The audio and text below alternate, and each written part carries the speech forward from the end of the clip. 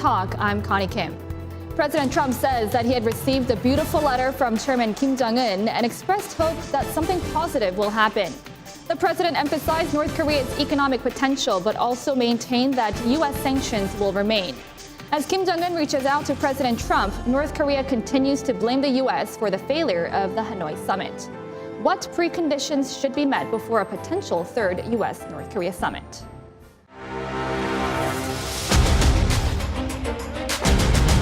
But it was a very personal, very warm, very nice letter. I appreciate it. I think that something will happen that's going to be very positive.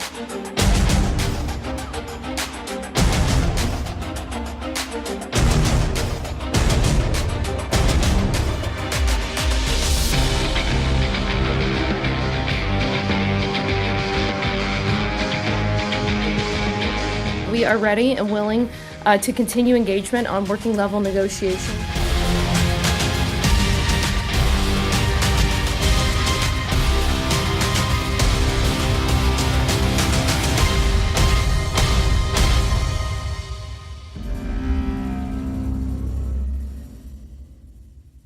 In the studio with me today, Mr. Mark Lippert, Senior Advisor at CSIS and former U.S. Ambassador to South Korea. And also joining me is Mr. Scott Snyder, Director of U.S. Korea Policy Program at the Council on Foreign Relations. His latest book, South Korea at the Crossroads, charts the evolution of South Korean foreign policy and strategic choices. Welcome to the studio. Thanks, great to be here. Welcome to the studio. Now, I want to start with President Trump's letter that he received from Kim Jong-un. Now, these letters seem to play a critical role leading up to the U.S.-North Korea summits. Why do you think North Korea is sending this letter at this time? It's a good question. What I would say is that first, it comes down to the fact that I do think they need sanctions relief, and they do want to continue engagement. I think it's a positive sign. Having said that, the letter does feel to be insufficient in that I think many in Washington, including myself, have argued that in order for another summit to be successful, we need some sort of working level talks. So the point is, letter's good, but probably need some more things to have a third summit turn out in the direction we want it to. Mm-hmm. Scott, how did you assess the letters? Yeah, I think that's right. Well, the hard part about assessing the letter is that we obviously don't know everything that is in there. And yet, the concern I think that we would have in Washington is that this could be another end run around a bureaucratic process. And really, the challenge is that we saw in Hanoi, a leader-level process only gets you so far, and yet the devil is in the details. And unless we're able to talk between governments at the working level, those details cannot be worked out. So I think the real challenge is how you combine leader-level diplomacy with working-level support for a process. Mm-hmm. I would just add to that, a very good point, Scott, that I would hope that one of the lessons that the North Koreans took away from Hanoi was that there are, in fact, limits to this leader-level diplomacy, and that while important, we do need exactly what you're talking about, that we do need working level talks if they are going to get into a place of some seriousness of purpose. Mm. So if we look at the messages coming from the Trump administration, actually the National Security Advisor John Bolton said that the U.S. is open to a third potential U.S.-North Korea summit, but the key is really in Kim Jong-un's hands. And that President Trump also said that they're going to do great with North Korea, but he's not in a rush. So would this kind of message be in line with what you just also mentioned here? Well, I think the real question is whether or not there can be alignment between the U.S. and DPRK on that question. And I see Bolton as basically saying, well, we're ready to talk when North Korea is ready to make concessions. But of course, Kim Jong-un said exactly the opposite last April in his Supreme People's Assembly speech, where he basically said, we're giving you to the end of the year in order to make a concession to us. And so that's precisely the reason why both sides need to talk in order to work out and understand what actually is necessary in order to move forward. And I actually think that the U.S. government is sending strong signals in that direction, and I believe that we're also detecting a little bit of impatience at this point with North Korea's reluctance to come back to a working level process. Mm-hmm. How did you assess the messages coming from the administration? Very similar. I mean, I think Scott's point about the fact that at the core of this is differences that are very tough to overcome, and we don't seem to be moving in the direction to overcome those key differences, right? That's point one. Having said that, I do think that the signals the administration, the U.S. administration, is sending by keeping the door open and continuing to try to generate some positive momentum is a very good and constructive piece of the equation. The final piece, though, I would say, and at the risk of repeating myself, is figuring out what and how will bring the North Koreans back to the table at the working level in order to hammer out, back to the first point, some of those key differences in order to move the process forward. So if North Korea were to come out to working level talks and have constructive talks, what are some of the things that the two sides must agree upon? Well, I think inherent in that is an agreement on what denuclearization, the definition of denuclearization is. I think that's critical and important in defining kind of an end state, if you will, and moving the process forward. Then I think you can get in, and I think this is where working level talks are important, discussion about what is possible, some of the modalities and how these are accomplished, the sequencing. These are critically important questions that often take months to resolve and try to find common areas of agreement on. These are tough issues that really it's hard to leave some of these complicated, difficult issues to a few hours at a leaders' summit. So the point here is that I think you can get an understanding, a better understanding of each side's negotiating positions, winnow the differences away, and then really try to make at the working level a common definition of denuclearization that I think will be critical in defining where we're going, not just how we're going. So Mr. Lippert just said defining the definition of denuclearization is important in the working level talks. What are some of your takeaways of what the two sides should agree in working level talks? Well, maybe what we can do is go back and look a little bit more carefully at why Hanoi failed, because we really didn't have those kinds of interactions. Only essentially a month of working level talks. And so the right place to, I think, pick up is where we ended. And that is Choi Sun-hee running over to Trump administration officials as Trump is leaving the room, finally saying something in response to repeated questioning about the dimensions and scope of Yongbyon, what is on the table. That's an issue that we need to sort out. It can only be sorted out with guidance from leaders through further working level engagement. And so that's where we need to pick up. I agree absolutely with Mark about the need to define the end state.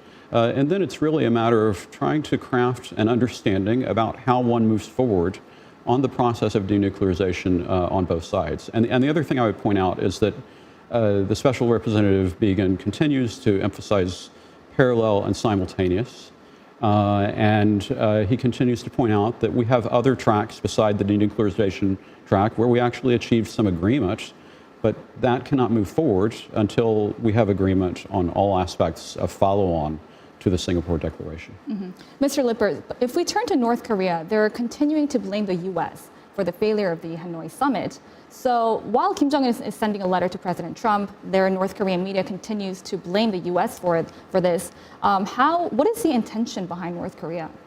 Well, I do think there's a domestic component to this that Kim Jong-un is trying, and his leadership cadre are trying to manage. They've raised expectations about, one, a possible deal, and two, about economic reform and or at least benefit within North Korea. So I wouldn't discount a domestic political component to this in North Korea. I think the second point, though, I think the administration has done a very good job of just rising above this, generally speaking. Keeping the door open to negotiations, I think, has been important. We haven't devolved into name-calling or ad hominem attacks. Scott, I want to take a look at the State Department's stance on the comment where they said that the U.S. remains open to pursuing parallel and simultaneous actions agreed on all the commitments made in the Singapore summit. So what is the State Department's stance here on denuclearization? I think they still want to achieve an understanding with the North Koreans. They emphasize that it's necessary to engage at the working level. And they're really looking at following up on the Singapore Declaration as a package in which denuclearization is included from our perspective as an essential element. And I think the U.S., the Trump administration probably believes that it has already shown some seriousness of intent on establishing a new relationship and probably believes that it's prepared to send positive signals on the idea of achieving peace. And yet we're not seeing reciprocal action on the North Korean side. And that was, I think, made painfully obvious by the fact that only Kim Jong-un could make a decision on denuclearization, and when it came time for him to make the decision was not forthcoming. I want to now take a look at whether there was any progress made since last year's Singapore summit. One of the major agreements that they agreed on was that the two leaders agreed to work towards complete denuclearization. So would you say that there has been some progress on denuclearization? Well, what I would say is that, we've seen that some testing has stopped, right? Or testing has generally stopped nuclear missile. That's a good thing. But it's not nearly close to sufficient, right? The program is still growing. Fissile material is still being produced. I think that's the real issue here. And I think, to me, what you need to do is get a comprehensive freeze of the entire program, start down a path of a rollback, and then eventually get to zero. So we've got a very small freeze on certain elements of the programs only. I think you could technically define that as some progress, but I don't think it's nearly enough, right? And the jury is still out. So I think that's the final point I would come to. It's still relatively early, right, in terms of where we are in this rounds of negotiation, or early enough, let me put it that way, early enough in the process whereby we still can see more progress. So there were no nuclear testings or ICBM testings, and you mentioned that there needs to be a freeze on all North Korea's nuclear materials. So as a first step, are you saying that we should get a freeze on North Korea's all of its nuclear-related materials? What I'm saying is, I'll come back to my earlier point. I would like to see first an understanding of what denuclearization means. I think that kind of unlocks the key, unlocks a lot of these steps.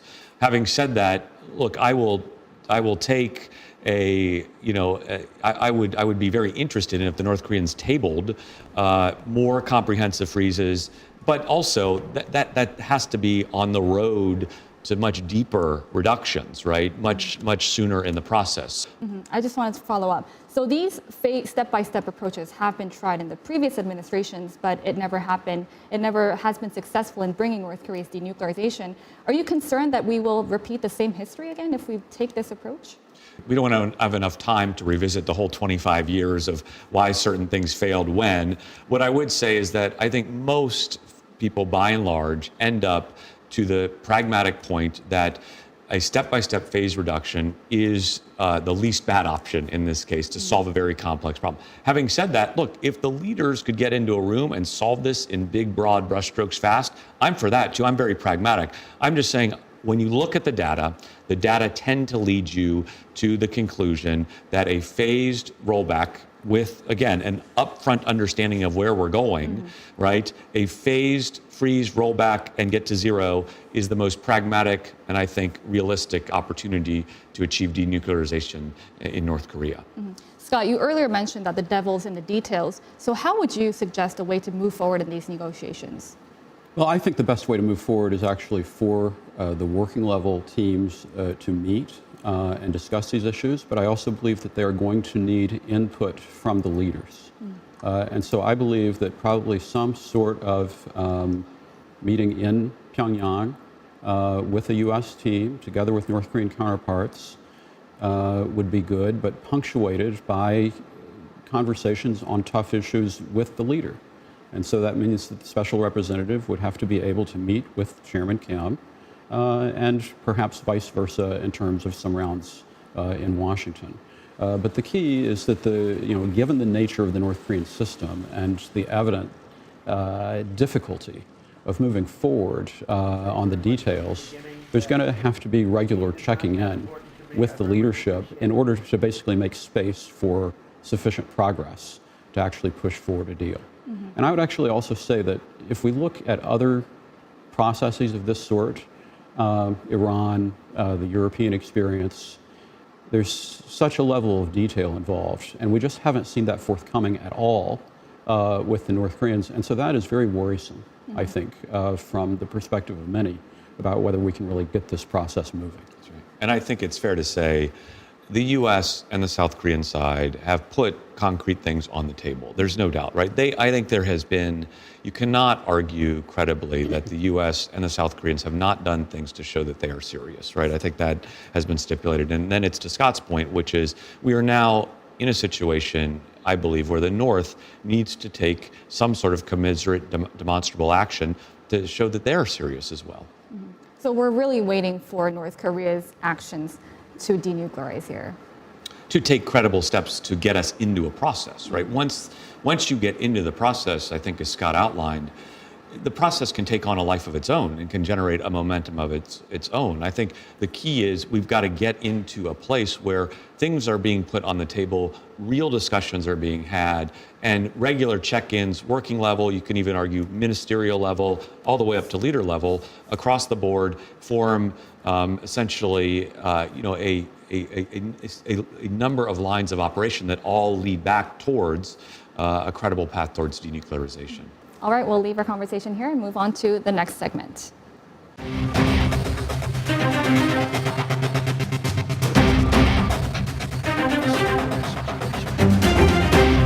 To strengthen the United States Republic of Korea alliance on efforts to achieve the final, fully verified denuclearization. 가능하다면 그 이전에 김정은 위원장을 만나는 것이 바람직하다고 생각합니다.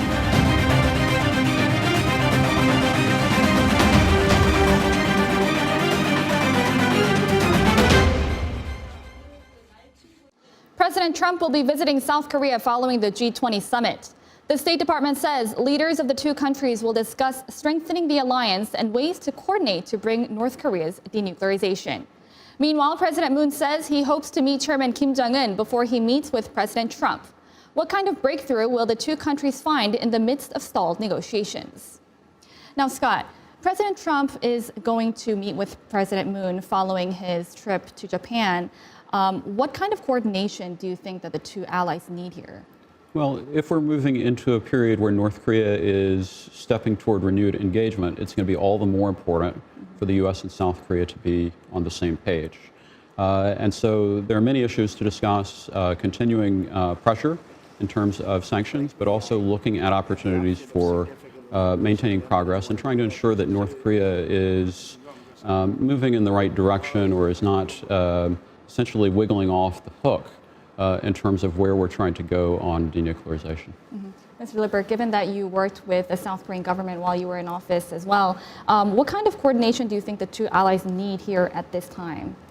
Well, I agree largely with Scott. I mean, I just think that the key cornerstone to a good North Korea policy is general unification among the two allies in a common approach, right? And there will be differences, right, between South Korea and the United States. There always have been, there always will be. They're two different countries. It would be weird if we agreed on everything. But it's how those differences are managed, how those differences are brought down to a minimal distance between the two, and how ultimately the two come up with a common approach that I think is critical in going forward. And I think that will be high on the agenda of the two leaders during President Trump's visit. So when you were serving in the government, how would you assess coordination back then and right now? It's hard to make that judgment. But what I would say is that during my time as ambassador, there was outstanding coordination. It was very, very tight. There were a lot of lines of communication, and I think it worked very well. Now, two other points. One, the North, by my tenure in Seoul, was not very interested in talking to anyone. The Chinese, the South Koreans, us, the Japanese, the Russians, there's a lot of data on that. And two, what I would also say, part of the reason I think that coordination was so effective under when I was there or under late Obama, Park Geun-hye, is that the structures and institutions in the alliance have really matured over time. And those structures and institutions make it much less about the personalities and much more about the interests and the issues. Let me just say, this is a very important point, and this is where Ambassador Lippert made some critical contributions, because the institutionalization of coordination between our two governments, I think, under the Obama administration, advanced considerably, and it makes it a lot easier for us to deal with hard problems like North Korea because we're tied together in that way. And I want to take a look back at the last U.S.-South Korea summit held in Washington. Back then, the two sides seemed to have differences on sanctions relief, on the issue of sanctions relief, the issue of ways to achieve denuclearization, and the resumption of the inter-Korean economic projects. So would you be concerned that there would be differences again this time around? Well, what I see from the outcome of the Moon-Trump summit is that we ended up basically on the same page. I think that it's true that some of the impulses that maybe President Moon had were constrained by that visit. But we're really on the same page in terms of the goal of denuclearization. I think that it is an essential goal for South Korea's national security, and it's also an essential goal for the U.S. national security interest. President Moon, addressing the Swedish parliament, called on North Korea to show substantial steps in terms of dismantling its nuclear weapons program. But this is quite a contrast when he emphasized sanctions relief for North Korea when he was addressing European countries last year. Would you say that the message from President Moon changed to North Korea, or would you say this is geared towards his domestic political audiences? And I would just echo what Scott said. The two sides have come much closer together in terms of where they think the issues lie in terms of the North Koreans' need to come back to the table. So I think that's a very positive step. I'd also echo Scott's comment that, look, you can go into summits or into negotiations far apart. It's how you come out of them that's critical. And I think what we've seen now is really a much more unified approach between the two allies. I think the lines of communication have gotten stronger over the last couple of years. And so I think that's all headed in the right direction in terms of the U.S.-ROC relationship and alliance. Scott, what is your take on it? Well, you know, when Moon went to Europe last year, he was really coming off the emotion of the Pyongyang summit. And I think that he might have been a little bit more forward-leaning than the reality justified at that moment. And I think that the comments this year are probably much more sober and more realistic in terms of the magnitude of the challenge that North Korea poses in terms of its reluctance to commit to denuclearization. We'll wrap up our segment here and move on to looking at our photo of the week. This week, we have a picture of a health clinic in North Korea. This picture was taken marking World No Tobacco Day, where North Koreans are urged to quit smoking. There's a poster written in Korean that reads, "Quit smoking, that's bad for you." What do you make of this photo?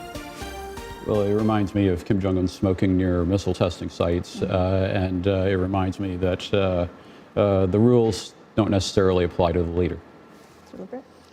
Well, I'd just say as an impression, it just always reminds me of the serious ongoing health issues in North Korea. I mean, and I hate to bring it to such a serious issue. The smoking and health nexus leads me down the road of the TB issues and all the real problems in the North that are left untreated. Yeah, I found it very contradicting because North Korea's leader, Kim Jong-un, is known to be a very heavy smoker.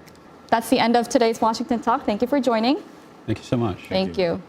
That's all for today's Washington Talk, and from all of us here at Voice of America. Thank you for watching. This has been Connie Kim.